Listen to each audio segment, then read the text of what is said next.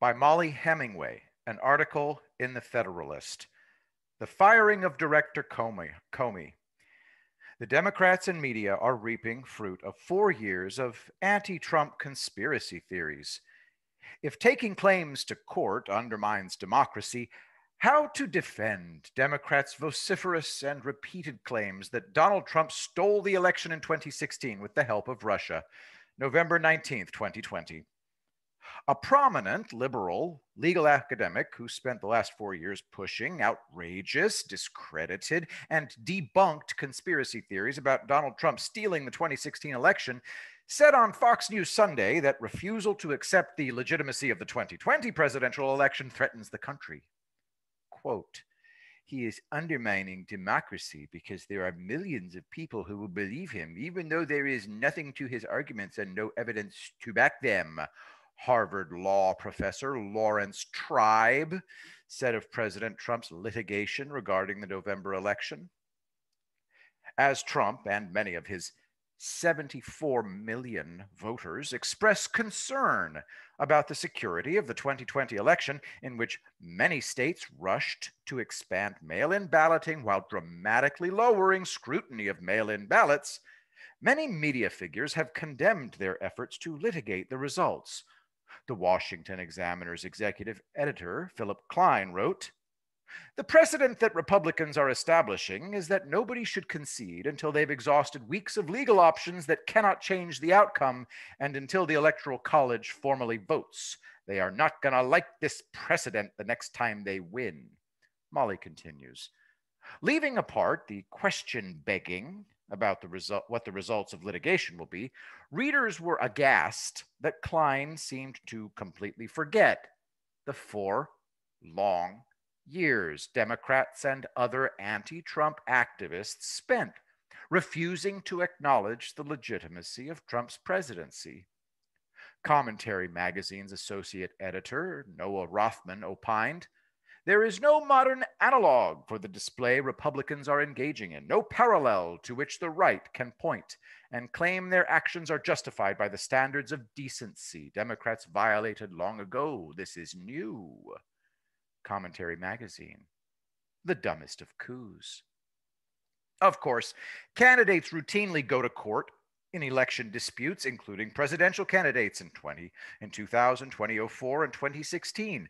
As for the outlandish claim that there is no analog to a few weeks of litigation, it is perhaps worth noting that Rothman helped contribute to the Russia collusion hoax at a time conservative readers were desperate for assistance in fighting the false narrative.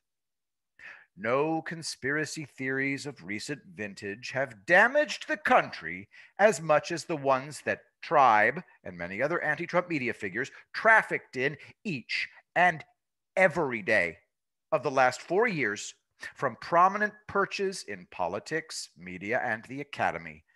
If taking claims to court undermines democracy, how to defend Tribe's vociferous and repeated claims that Trump stole the election in 2016 with the help of Russia.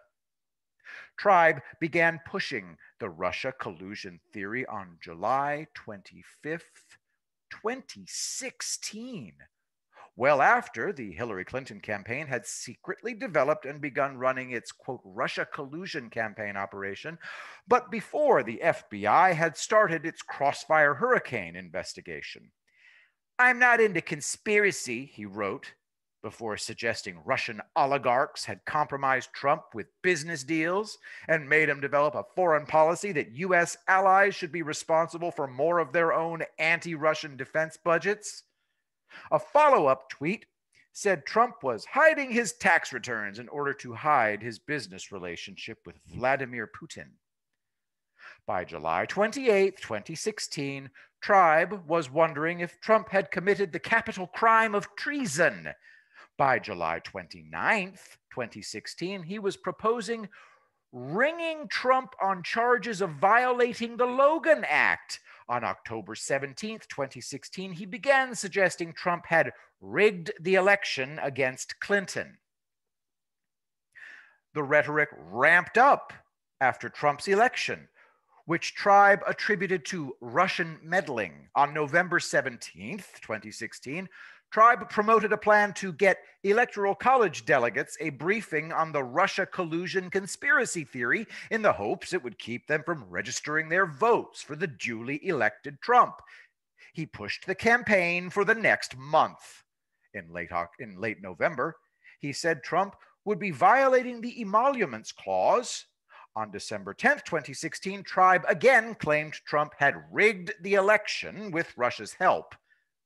Tribe alleged that Trump's first pick for Secretary of State, Rex Tillerson, was a compromised Russian agent.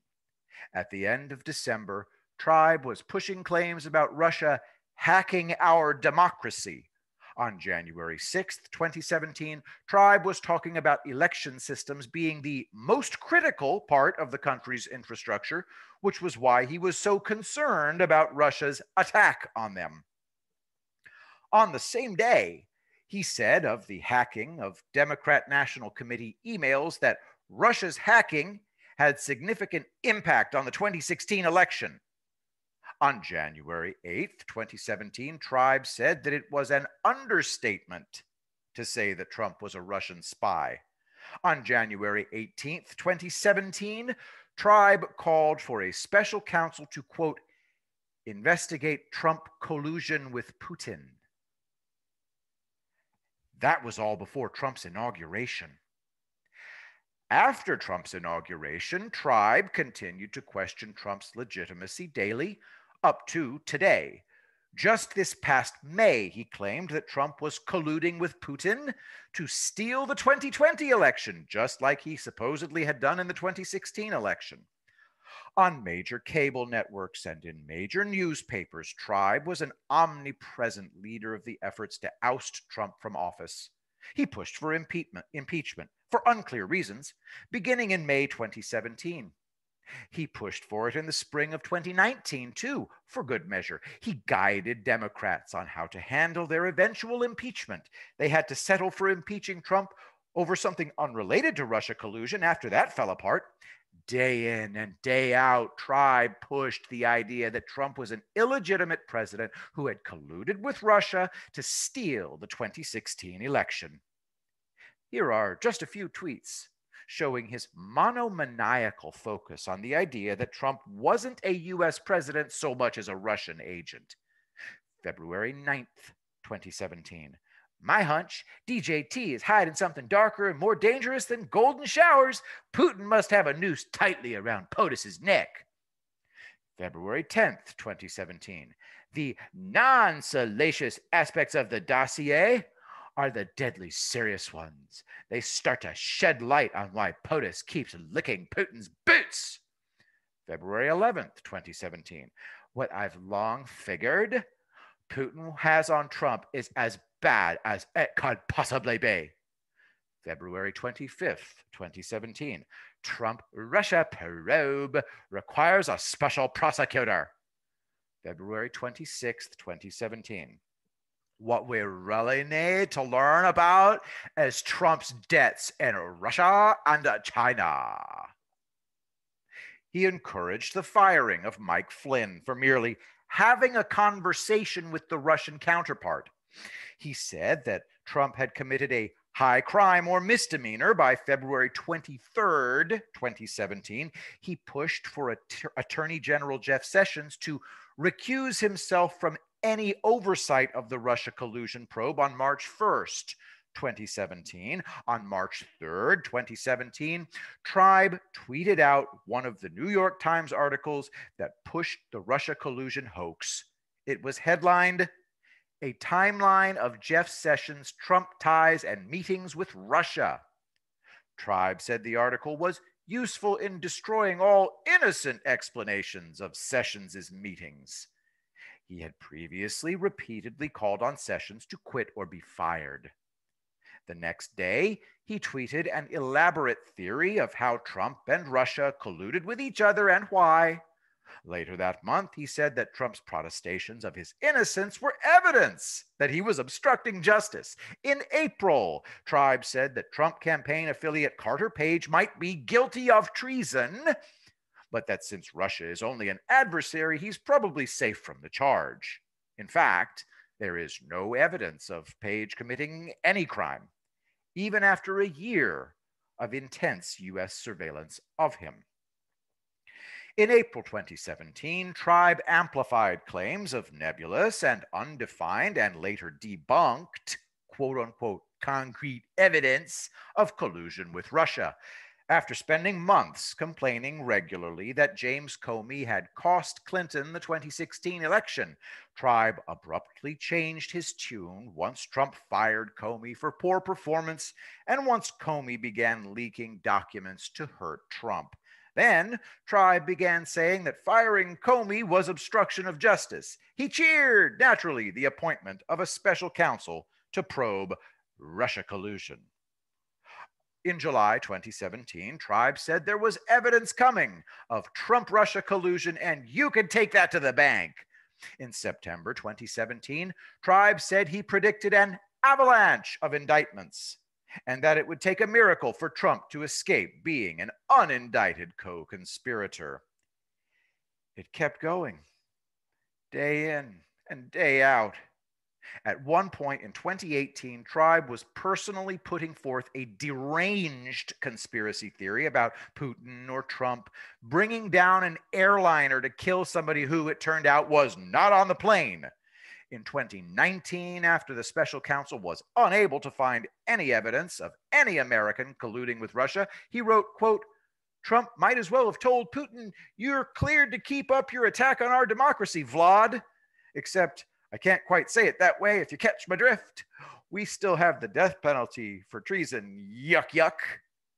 Later that year, he rejected the idea that Trump was either a Russian asset or an idiot. He's both, he said. In recent weeks, Trump amplified unfounded claims about Russian bounties in Afghanistan, supposedly ignored by Trump. He amplified unfounded claims that Russians were behind Hunter Biden's laptop problems. He amplified the debunked claims regarding Trump's views on military cemeteries. As late as September 23, 2020, Tribe was still claiming to believe in the Russia collusion hoax. All of these things may sound like the rantings of a madman, but Tribe is a very important figure to the left, and his claims about Trump and Russia and obstruction became blueprints for the special counsel's years-long effort to get Trump impeached for something. Anything. Tribe is not a nobody. Politico describes him as President Barack Obama's mentor. He is well known for inventing the practice of borking. To bork is to, quote, attack or defeat a nominee or candidate for public office unfairly through an organized campaign of harsh public criticism or vilification. According to the Merriam-Webster dictionary, it is a reference to what Tribe did to Robert Bork when he was nominated by President Ronald Reagan to the Supreme Court. Tribe is also credited with developing Democrats' strategy of filibustering judicial nominees during the Bush presidency. Tribe tweeted hundreds, if not thousands of times about the Russia collusion hoax and how it made Trump an illegitimate president. He wrote op-eds for the Washington Post and appeared on major cable news. He helped Democrats message impeachment proceedings as mere investigations. He's just one of thousands of pundits, media figures, and Democratic officials who perpetrated the claim that Trump was an illegitimate president. Here's a quick video showing some high-profile elected officials saying Trump was not legitimate. Link in the article. The media praised these figures for their stances. Representative John Lewis refused to attend the inauguration of Trump as president because he said he was, quote, illegitimate. He was joined in that refusal by more than 5 dozen Democrats. Lewis said of his refusal to acknowledge the presidency of Trump, I don't see this president-elect as a legitimate president. I think the Russians participated in helping this man get elected. What Democrats and their media enablers put Trump and his Republican voters through these last 4 years was truly horrific. The media sold the Russia collusion story as a certainty for years. When it unraveled, they either denied that it had unraveled or ignored it and moved to the next effort to oust Trump. The false and delusional conspiracy theory, wielded eagerly and viciously by media handmaidens in order to harm Trump and his voters and keep them from accomplishing their policy objectives, damaged the country. While there is no evidence in support of the claim of treasonous collusion with Russia to steal the 2016 election, and in fact, not a single American was found to have colluded, it was pushed so relentlessly by liberals that 81% of liberals actually believe it was true. Tribe is right that conspiracy theories are harmful to the fabric of the country. He and every single other person who perpetrated the Russia collusion hoax should never forget how much they harmed the country with their lies. Trump's 74 million supporters, knowing that their political opponents are willing to spy, fund, and fabricate a dossier, push a collusion hoax, accuse a federal judge of being a serial gang rapist, run a resistance campaign throughout the federal government, manufacture an impeachment, use tech corporations to censor legitimate news about Biden family corruption, trash an economy, and lie about Trump's standing with American voters through propaganda polls, now have a pretty good idea that election fraud is well within the realm of possibility. That would be true even if Democrats hadn't spent much of the year working to ensure lowered scrutiny of mail-in ballots, which everyone knows are more susceptible to fraud than other ballots.